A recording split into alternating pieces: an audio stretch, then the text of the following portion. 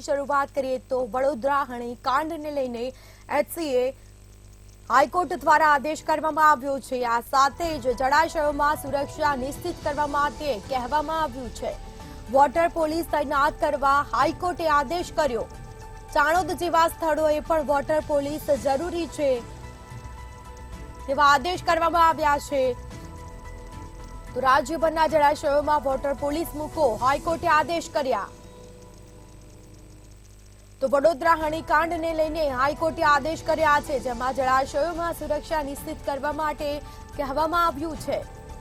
આ સાથે water police તૈનાત કરવા માટે હાઈકોર્ટે આદેશ કર્યો।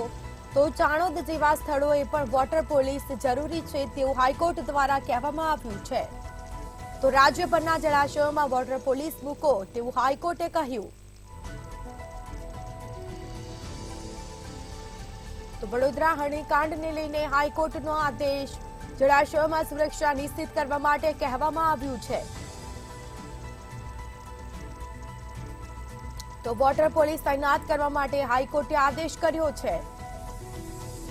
તો ચાણોદ જેવા સ્થળો પર વોટર પોલીસ જરૂરી છે તેવો હાઈકોર્ટનો આદેશ આવ્યો।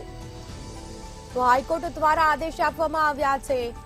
રાજ્યભરના જળાશયોમાં વોટર પોલીસ ફરજિયાતપણે મૂકવા માટે હાઈકોર્ટે ટકોર કરી। તો જળાશયોમાં સુરક્ષા નિશ્ચિત કરવા માટે પણ કહેવામાં આવ્યું છે। આ સાથે વડોદરા હણીકાંડને લઈને હાઈકોર્ટે આદેશ કર્યા છે।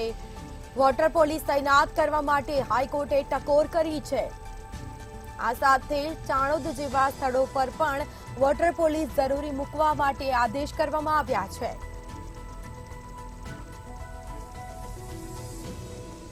તો રાજ્યભરના જળાશયોમાં વોટર પોલીસ મૂકો, હાઈકોર્ટ દ્વારા આદેશ આપવામાં આવ્યા છે। તો વડોદરામાં જે ઘટના બની હતી, જેમાં નાના ભૂલકા સહિત શિક્ષકોના મોત નીપજ્યા હતા, તો હાઈકોર્ટ દ્વારા આદેશ કરવામાં આવ્યો છે। જળાશયોમાં સુરક્ષા નિશ્ચિત કરવા માટે પણ કહેવામાં આવ્યું છે। તો વોટર પોલીસ તૈનાત કરવા માટે હાઈકોર્ટે આદેશ આપ્યા।